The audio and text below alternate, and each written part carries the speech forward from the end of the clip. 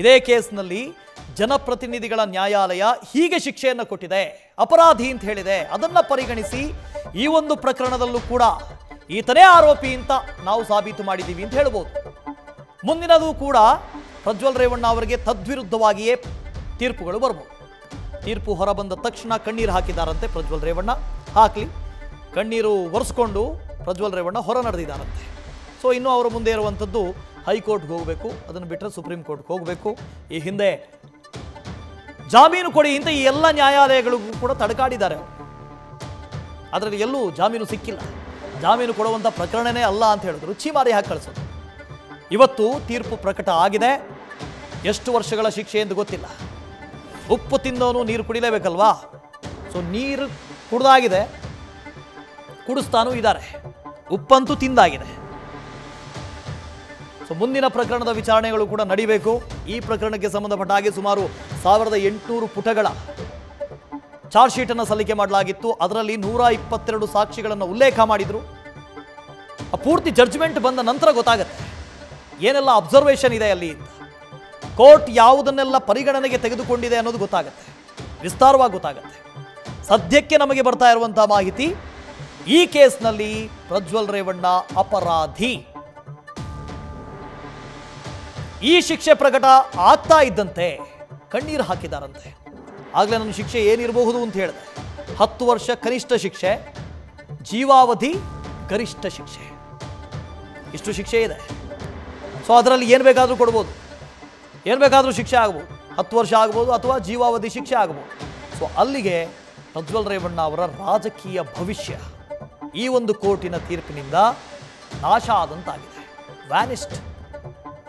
ಅದಕ್ಕೆ ಒಬ್ಬ ಜನಪ್ರತಿನಿಧಿಗೆ ಅವನ ಚಾರಿತ್ರ್ಯ ಬಹಳ ಮುಖ್ಯ ಅಂತ ಹೇಳೋದು. ಅದಕ್ಕೆ ನಿಮ್ಮ ಚಾರಿತ್ರ್ಯ ಕುಲಗೆಟ್ಟು ಹೋದರೆ ನೀವು ಜನಪ್ರತಿನಿಧಿ ಆಗೋದಕ್ಕೂ ಕೂಡ ನಾಲಾಯಕ ಆಗ್ಬಿಡ್ತೀರಿ, ಅರ್ಹತೆ ಕಳ್ಕೊಂಡು ಬಿಡ್ತೀರಿ. ಕೋರ್ಟ್ ಇದನ್ನು ಹೇಳಿರ್ಬೋದು ಇದನ್ನು ಕೂಡ. ಸರಣಿ ಅತ್ಯಾಚಾರ ರೀ. ಅದರಲ್ಲಿ ಬಂದು ಕಂಪ್ಲೇಂಟ್ ಕೊಟ್ಟವರು 5 ಜನ ಅಥವಾ 6 ಜನ, ಇನ್ನು ಅನೇಕರಿದ್ದಾರೆ ಯಾರು ಕಂಪ್ಲೇಂಟ್ ಕೊಟ್ಟಿಲ್ಲ, ದೂರು ದಾಖಲು ಮಾಡಿಲ್ಲ, ಬಂದು ಗೊಳೋ ಅಂತ ಹತ್ತಿದಾರಂತೆ. SIT ತನಿಖಾ ತಂಡದ ಮುಂದೆ ಬಂದು ಗೊಳೋ ಅಂತ ಹತ್ತಿದಾರಂತೆ. ಹೇಳ್ಕೊಳ್ಳೋದಕ್ಕಾಗ್ತಾ ಇಲ್ಲ ಅವರಿಗೆ. ಎಲ್ಲಾದರೂ ನಾನು ಕಂಪ್ಲೇಂಟ್ ಕೊಟ್ಟರೆ, ದೂರು ಕೊಟ್ಟರೆ ನನ್ನ ಕುಟುಂಬ ಹಾಳಾಗೋಗುತ್ತೆ, ಗಂಡ ಇದ್ದಾರೆ, ಮಕ್ಕಳಿದ್ದಾರೆ, ಏನು ಮಾಡಲಿ ನಾನು? ಈತ ಸಂಸದ ಆಗಿ ಅವನ ಪ್ರಭಾವವನ್ನು ಬಳಸಿಕೊಂಡು ಮಹಿಳೆಯರನ್ನ ಹೇಗೆ ಬೇಕೋ ಹಾಗೆ ಬಳಸ್ಕೊಂಡಿದ್ದಾನೆ, ಹೇಗೆ ಬೇಕೋ ಹಾಗೆ, ಹೇಯವಾಗಿ, ಹೀನವಾಗಿ.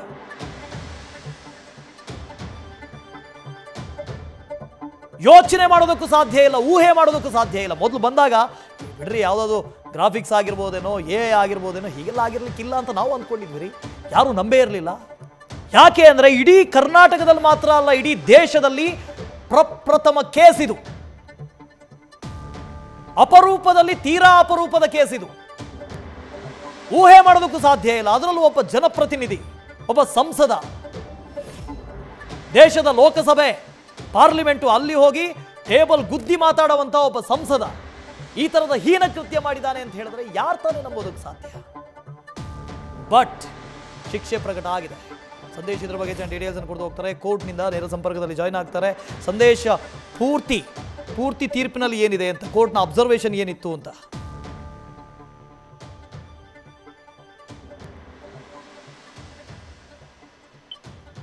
ಸಂದೇಶ, ಧ್ವನಿ ಕೇಳಿಸ್ತಾ ಇದೆಯಾ? ಅತ್ಯಾಚಾರ ಪ್ರಕರಣದಲ್ಲಿ ಶಿಕ್ಷೆ ಅಂತೂ ಆಗಿದೆ. ಏನು ಶಿಕ್ಷೆ ಅಂತ ನಾಳೆ ಹೇಳ್ತಾರೆ. ಆದರೆ ಅಪರಾಧಿ ಅಂತೂ ಹೌದು. ಆದರೆ ಕೋರ್ಟ್ ಏನೆಲ್ಲ ಅಬ್ಸರ್ವ್ ಮಾಡಿದೆ?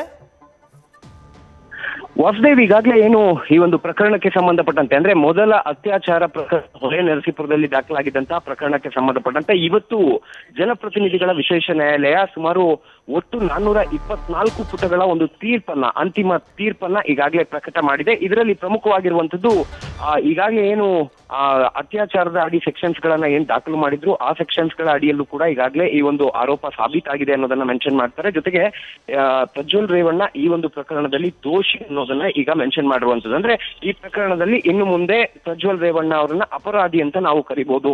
ಹಾಗಾಗಿ ಈಗ ನೀಡಿರುವಂತಹ ಒಂದು ಜಡ್ಜ್ಮೆಂಟ್ ಏನಿದೆ, ಈ ಒಂದು ಜಡ್ಜ್ಮೆಂಟ್ ನಲ್ಲಿ ಅವರು ಅಪರಾಧಿ ಅನ್ನೋದನ್ನ ಇಲ್ಲಿ ಕ್ಲಿಯರ್ ಆಗಿ ಹೇಳಲಾಗಿದೆ. ಹಾಗಾಗಿ ಈ ಅಂತಿಮ ತೀರ್ಪು ಏನಿದೆ, 424 ಪುಟಗಳ ಅಂತಿಮ ತೀರ್ಪು ಇದರ ಆಧಾರದ ಮೇಲೆ ನಾಳೆ ಒಂದು ಆರ್ಗ್ಯುಮೆಂಟ್ ಆಗುತ್ತೆ, ಅಂದ್ರೆ ವಾದ ಪ್ರತಿವಾದಗಳು ಆಗ್ತಾ ಹೋಗ್ತವೆ. ಅಲ್ಲಿ ಶಿಕ್ಷೆ ಪ್ರಮಾಣದ ಕುರಿತಂತೆ, ಯಾಕಂದ್ರೆ ಈಗಾಗಲೇ ಈತ ಆರೋಪಿ ಅಥವಾ ದೋಷಿ ಅಂತ ಈಗಾಗಲೇ ಸಾಬೀತಾಗಿರೋದ್ರಿಂದ ಎಷ್ಟು ಪ್ರಮಾಣದ ಶಿಕ್ಷೆಯನ್ನ ಪ್ರಕಟ ಮಾಡಬೇಕು ಅನ್ನೋದಕ್ಕೆ ಸಂಬಂಧಪಟ್ಟಂತೆ ನಾಳೆ ಆರ್ಗ್ಯುಮೆಂಟ್ಸ್ ಆಗುತ್ತೆ. ಈ ಆರ್ಗ್ಯುಮೆಂಟ್ ಸಂದರ್ಭದಲ್ಲಿ ಪ್ರಜ್ವಲ್ ರೇವಣ್ಣ ಪರವಾಗಿ ವಿಪಿನ್ ಕುಮಾರ್ ಜೈನ್ ಅವರು ವಾದವನ್ನ ಮಾಡಿದ್ರೆ, ಸರ್ಕಾರಿ ಅಭಿಯೋಜಕರಾಗಿರುವಂತ ಅಶೋಕ್ ನಾಯಕ್ ಅವರು ಪೊಲೀಸರ ಪರವಾಗಿ ಅಥವಾ SIT ಪರವಾಗಿ ವಾದವನ್ನ ಮಾಡ್ತಾರೆ. ಅಂದ್ರೆ ಕನಿಷ್ಠ ಪ್ರಮಾಣದ ಶಿಕ್ಷೆಯನ್ನ ನಮ್ಮ ಕಕ್ಷಿದಾರರಿಗೆ ಕೊಡಿ ಅಂತ ಹೇಳಿ ಪ್ರಜ್ವಲ್ ರೇವಣ್ಣ ಪರ ವಕೀಲರು ಅಲ್ಲಿ ವಾದವನ್ನ ಮಾಡಬಹುದು. ಈ ಸಂದರ್ಭದಲ್ಲಿ ಇಲ್ಲ, ಆರೋಪಿ ಇನ್ನೂ ಕೂಡ ಬೇರೆ ಬೇರೆ ಅತ್ಯಾಚಾರ ಪ್ರಕರಣಗಳಲ್ಲಿ ಭಾಗಿಯಾಗಿದ್ದಾನೆ, ಜೊತೆಗೆ ಆ ಒಂದು ಸೆನ್ಸಿಟಿವ್ನೆಸ್ ಹಾಗೆ ಈ ಒಂದು ಪ್ರಕರಣದ ಗಂಭೀರತೆಯನ್ನ ನ್ಯಾಯಾಧೀಶರ ಮುಂದೆ ಅದನ್ನ ಒಂದು ಮೆನ್ಷನ್ ಮಾಡುವಂತ ಸಾಧ್ಯತೆ ಇರ್ತವೆ. ಹಾಗಾಗಿ ಇಲ್ಲಿ ಕನಿಷ್ಠ ಪ್ರಮಾಣದ ಶಿಕ್ಷೆ ಈ ಒಂದು ಪ್ರಕರಣದಲ್ಲಿ 10 ವರ್ಷ ಇದೆ. ಅಂದ್ರೆ ಕನಿಷ್ಠ ಪಕ್ಷ ಅಂದ್ರೂ 10 ವರ್ಷ ಶಿಕ್ಷೆ ಕೊಡ್ಬೋದು. ಅದ ಮ್ಯಾಕ್ಸಿಮಮ್ ಡೇಸ್ ಅಂದ್ರೆ ಜೀವಾವಧಿ ಶಿಕ್ಷೆಯನ್ನು ಕೂಡ ಕೊಡ್ಬೋದು. ಹಾಗಾಗಿ ನಾಳೆ ಈ ಒಂದು ಶಿಕ್ಷೆ ಪ್ರಮಾಣವನ್ನ ಪ್ರಕಟ ಮಾಡಲಿದ್ದಾರೆ. ಈಗ ಸದ್ಯ ಯಾವಾಗ ತೀರ್ಪು ಹೊರಬಿದ್ದಂತೆ ನೇರವಾಗಿ ಕೋರ್ಟ್ ಹಾಲ್ನಿಂದ ಹೊರಗಡೆ ಬರ್ತಾರೆ ಪ್ರಜ್ವಲ್ ರೇವಣ್ಣ ಅವರು. ತೀರ್ಪನ್ನ ಪ್ರಕಟ ಮಾಡ್ತಿದ್ದಂತೆ ಕಣ್ಣಿಂದ ನೀರು ಜಾರದಕ್ಕೆ ಶುರುವಾಗುತ್ತೆ. ಕಣ್ಣೀರನ್ನ ಒರೆಸ್ಕೊಂಡು ಆ ಒಂದು ಕೋರ್ಟ್ ಹಾಲ್ನಿಂದ ಹೊರಗೆ ಬಂದು ಮತ್ತೆ ಅವರು ಈಗ ಸದ್ಯ ಕೋರ್ಟ್ ಹಾಲ್ನ ಹೊರಭಾಗದಲ್ಲಿ ನಿಂತಿದ್ದಾರೆ. ಇನ್ನೇನು ಕೆಲವೇ ಕ್ಷಣದಲ್ಲಿ ವಾಪಸ್ ಅವರನ್ನ ಮತ್ತೆ ಪರಪ್ಪನ ಅಗ್ರಹಾರ ಜೈಲಿಗೆ ಪೊಲೀಸರು ಕರೆದುಕೊಂಡು ಹೋಗಲಿದ್ದಾರೆ. ವಾಸುದೇವ್, ನ್ಯೂಸ್ ಫಸ್ಟ್, ನಿರ್ಭೀತಿಯಿಂದ ನಿಮ್ಮ ಪರವಾಗಿ.